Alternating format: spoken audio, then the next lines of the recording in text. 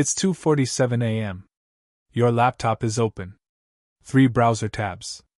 A model training window. A secure chat interface you built yourself, end-to-end encrypted, no logs, no server history. And a news article. You've read it 4 times already. Your name isn't in it. Your face isn't in it. No address, no identity, nothing that connects the story to the person sitting in this dark room right now. But the tool they're describing, the AI system that generated fake passports for 43 people across 11 countries, that bypassed biometric verification at 6 international airports, that the article calls the most sophisticated identity fabrication system ever encountered by Interpol. That's yours. You built it. Not for this. Never for this. But you built it, and now it exists in the world, and the world is looking for whoever made it. You close the laptop. Sit in the dark. Think about where it started. You were never trying to break anything. You were 25, 18 months out of a graduate program in machine learning, working remotely for a small AI consultancy that paid you $67,000 a year to build document processing tools for insurance companies. Optical character recognition. Form extraction. Automated data validation. Unglamorous work. Necessary work. The kind of work that keeps the lights on while you spend your evenings building things that actually interest you. And what interested you was generative AI applied to identity documents. Not for fraud. The thought genuinely didn't occur to you in the beginning, which is either a testament to your focus or a warning about what focus can make you blind to. You were interested in the technical problem. Identity documents, passports, driver's licenses, government IDs, are among the most carefully designed objects in the world. Layered security features. Microprinting.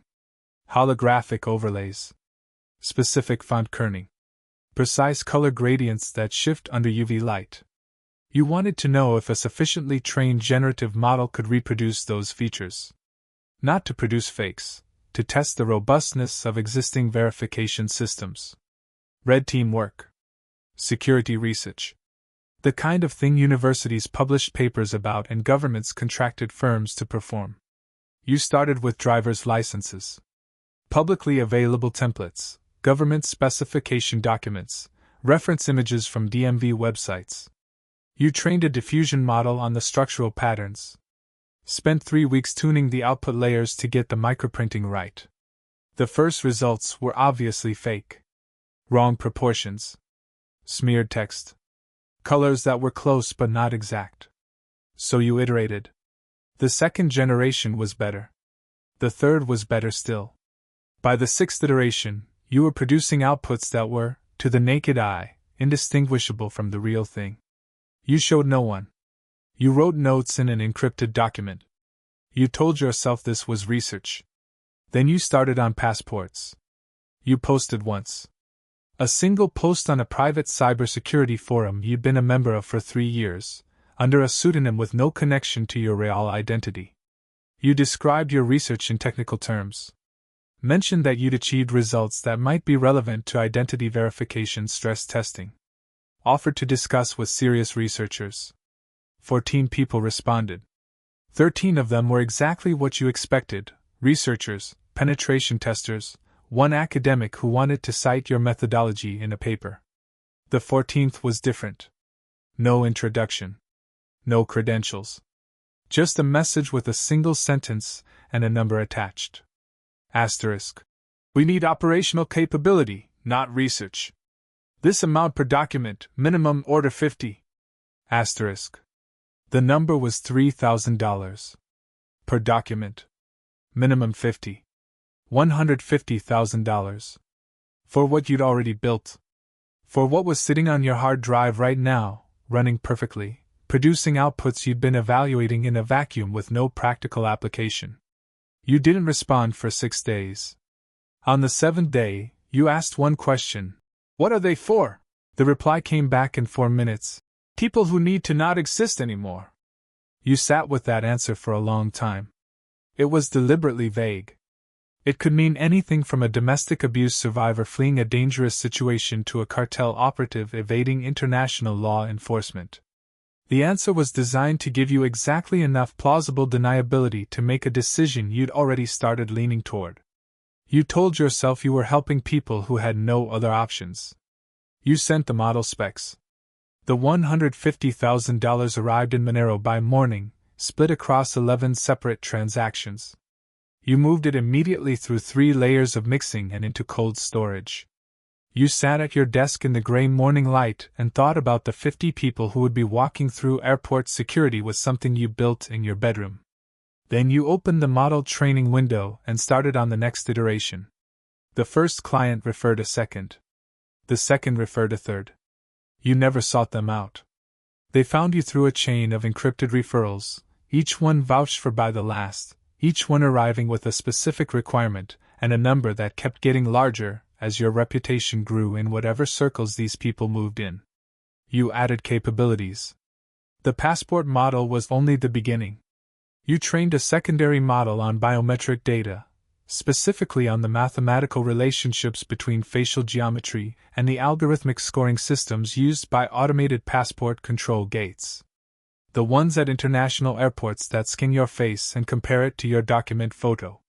You discovered something that surprised you. The facial recognition algorithms used by most border control systems had been trained on datasets with specific demographic and lighting biases. There were mathematical blind spots, ranges of facial geometry and image processing artifacts that the algorithms consistently misclassified as matches when they weren't. You built a tool that exploited those blind spots. Given a target passport photo and a real person's face, it could generate a modified version of the passport photo, subtly altered at the pixel level, imperceptible to the human eye, that the automated gate would score as a match to the real person's face. A real face. A fake document. A generated photo that bridged the gap between the two. You tested it theoretically. The math worked. You handed it to a client without asking what they planned to do with it. 3 weeks later, a message arrived from a new contact. No referral this time. Just an encrypted message with a subject line that made your hands go cold. We used your biometric bridge tool at Frankfurt last Tuesday. Worked perfectly. We have a standing order. You searched the news. Frankfurt Airport. Last Tuesday. There was one story. A wanted arms dealer, subject of an Interpol red notice, had passed through Frankfurt Airport using a false identity. German federal police were investigating how the documents had passed automated verification. You stared at the article for a long time. Then you took the standing order. You quit the consultancy job. Told them you were taking time off. They wished you well and said to reach out if you ever wanted to come back. You wouldn't be coming back. You restructured everything. Moved your operation across 3 air-gapped laptops, one for model development, one for client communications, one for financial management. No single machine contained the full picture. Each one was encrypted with a different key stored in a different location. You rented a workspace under a fake identity, a small room in a co-working space that you paid for in cash and accessed only during off-peak hours. You never used its internet connection for anything sensitive. You brought your own hardware, your own router, your own VPN chain. You added new tools to the suite. A voice synthesis model, trained on hours of publicly available audio, capable of generating convincing voice samples in any accent, any language, any vocal register. Clients used it to pass phone verification systems, to generate audio for fabricated alibi recordings, to impersonate officials in targeted calls. A document aging model, a generative system that could apply realistic wear patterns to printed documents. Coffee stains, edge fraying, ink oxidation patterns consistent with documents of a specific claimed age. Because a brand new passport that was supposedly issued 4 years ago needed to look 4 years old. A signature synthesis tool, trained on thousands of signature samples, capable of generating a natural-looking signature that statistically matched a target signature well enough to pass handwriting verification software. You were no longer building one tool. You were building a suite. An integrated system for constructing false identities that were robust enough to withstand not just a casual glance but active verification by trained personnel using automated systems. The clients using your tools were moving through international borders, passing background checks, opening bank accounts, purchasing property, conducting transactions under names that didn't exist, supported by documents your system had generated. You charged accordingly. $8,000 per document package. $25,000 for the full suite with biometric optimization. $40,000 for rush orders with custom aging and verification testing included. Monthly revenue, $380,000. You ate the same food, wore the same clothes, lived in the same apartment, kept the money in cold storage and told yourself you'd figure out what to do with it later. Later kept moving further away. The Interpol article was the first sign. Not that you were identified. Not that anyone was close. But the language in it was specific in ways that told you people who understood what they were looking at had been looking at it. The documents display a level of generative consistency unprecedented in known forgery operations. Investigators believe the production system is AI-based, likely developed by a single highly skilled individual or a very small team. A single highly skilled individual. You read the article 7 times. Saved it to an encrypted folder. Started sleeping less. 2 weeks later, a second article. A cybersecurity research firm had published a technical analysis of recovered document samples. They had identified consistent mathematical artifacts in the pixel-level rendering of the holographic overlay simulations, a specific pattern that appeared across multiple documents recovered from different operations in different countries. A fingerprint. Your fingerprint. In the output layer of your model, baked into every document you'd ever generated, invisible to the eye but detectable to someone running the right analysis. You had known this was theoretically possible. You had told yourself the sample size would never be large enough for anyone to identify the pattern. You had been wrong. The sample size had gotten large enough. You had generated too many documents. Too many clients. Too many operations. You spent 72 hours straight retraining the output layer, randomizing the artifact pattern, pushing a model update to your active clients with instructions to discard all previously generated documents. 3 of them didn't respond. You didn't know if that meant they'd already been caught, or if they'd gone dark, or if they simply hadn't checked their messages. You burned those client channels anyway. Wiped the communication records. Closed the wallets associated with those accounts. Then a 4th article. This one from a German newspaper. A source inside the Bundeskriminalamt, the German Federal Criminal Investigation Office, had told the journalist that multiple international agencies were now cooperating on an investigation into what they were calling an AI-powered identity fabrication network. The source used a phrase that lodged itself in your brain and didn't leave. We believe we are looking for one person. You moved. Not dramatically. Not in a panic.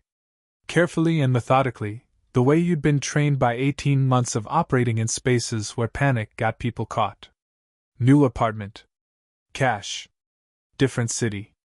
You took nothing that connected you to the previous location except the 3 laptops and the cold storage drives. Everything else, furniture, kitchen items, clothes you'd owned for more than 6 months, you left behind or discarded. New routines. Different coffee shops for different tasks. Never the same location twice in a week. Never a pattern detectable enough to be predictable. But the work didn't stop. You kept taking orders because stopping suddenly would create a financial gap that could be traced. Because your active clients expected continuity. Because the machine you'd built had its own momentum, and you didn't yet know how to stop it without the stopping itself drawing attention. And because, if you were honest, which you were trying to be, you weren't ready to stop. Then the message came from a client you'd been working with for 4 months. Reliable. Consistent. High volume. They sent a message that had no operational content. Just a link to a news article and 3 words. They have someone. The article was from a Belgian newspaper. A man had been arrested in Antwerp. Developer. Mid-30s. Charged with producing fraudulent identity documents using artificial intelligence. Investigators said he was connected to a wider network. You read the article 3 times. He wasn't you. You had never met him. You had never communicated with him directly. But somewhere in the chain of referrals and sub-clients and secondary operators, there was a connection. A line that led from him to someone who led to someone who led to you. You didn't know how long that chain was. You didn't know if investigators were walking it from his end toward yours, or if they'd already walked it further than you knew. You closed every active client channel. Simultaneously. All of them. No explanation. No warning. Opened the cold storage balance one last time. $4.2 million. Stared at it for exactly long enough to memorize the number. Then you started building the exit. You had been building it quietly for 3 months. Not because you'd known this moment was coming, though somewhere beneath the operational focus you had always known it might, but because building an exit was the same kind of engineering problem as building everything else, and engineering problems demanded solutions whether you planned to use them or not. A new identity. Not one generated by your own tools, that would be too traceable if anyone was already looking at your work. Something built through older, slower, more human channels. A contact in a country where civil records were paper-based and gaps were exploitable. A birth certificate for a person who had existed briefly in an administrative sense 40 years ago and had never developed into a traceable life. A name. A history thin enough to be real and thick enough to survive a casual check. A passport issued through legitimate channels in that name, applied for in person in a country with no facial recognition at the application counter. A bank account in a third country, funded with a small portion of the cold storage through a chain of conversions that would take months to follow even if someone knew to look. A flight booked through a travel agent in cash. Not direct. 3 legs. 3 different airlines. Arriving in a country that had no extradition treaty with any of the jurisdictions currently investigating the network. On the morning of the flight, you performed the wipe. Every hard drive. Every cold storage device except the one with the exit funds. Every encrypted document. Every model weight, every training dataset, every client record, every communication log. You ran the overwrite 3 times on each drive. Then you took them apart. Removed the platters. Took them to 3 different locations across the city and disposed of them separately. The laptops went into a river. You took 1 bag to the airport. 1 change of clothes. The new passport. The cold storage drive taped inside a hollowed-out paperback novel. You walked through security without looking at the cameras. The automated gate scanned your face. Compared it to the passport photo. Green light. You walked through. The country you landed in was warm. You'd chosen it for legal reasons, the extradition situation, the banking privacy, the relative disinterest of local authorities in the kind of investigations being conducted on the other side of the world. But warmth was a side effect you hadn't anticipated valuing as much as you did. You rented a small house. Cash through an intermediary. A garden. A market nearby. A coffee shop where no one knew your name or your face or what your hands had built. You didn't open a laptop for 3 weeks. When you finally did, it was to read. Not forums. Not news about the investigation. You had made a deliberate decision not to follow the investigation, because following it meant staying connected to the thing you were trying to leave behind. Just books. Technical papers. The kind of reading you'd done before any of this started, when you were just a person who found machine learning interesting. The man in Belgium had been sentenced. You learned this accidentally, from a news aggregator that surfaced the article without your searching for it. 7 years? The article said investigators believed he was one of several people involved in a wider network that remained partially active. Partially active. Not you. You were done. The tools were gone. The clients were gone. The identity was gone. But the tools still existed in the world. You hadn't built them in a vacuum. Clients had used them. Some of those clients had shared outputs, or reverse-engineered components, or passed copies along chains you'd never seen. The biometric bridge model, the one you were most proud of technically and most troubled by operationally, had almost certainly been replicated by someone, somewhere, by now. You sat in the garden and thought about that. You had built something that outlived your decision to stop building it. That was operating in the world without you. That had your mathematical fingerprints buried somewhere in its output layers even if you tried to randomize them. That was, in whatever attenuated and distributed form, still yours. The investigation would probably never reach you. The chain was too long, too burned, too deliberately broken at too many points. You had been careful in ways that the man in Belgium apparently hadn't been. But careful wasn't the same as clean. You closed the laptop. Walked to the market. Bought vegetables and bread and a local newspaper in a language you were slowly learning. You came home. Cooked. Ate at a table by the window. Watched the sun go down over a city that didn't know your name. Your real name. The one attached to the things you'd built. The new name was fine. It fit well enough. You'd get used to it. You always got used to things. That was, if you were being honest about it, part of the problem.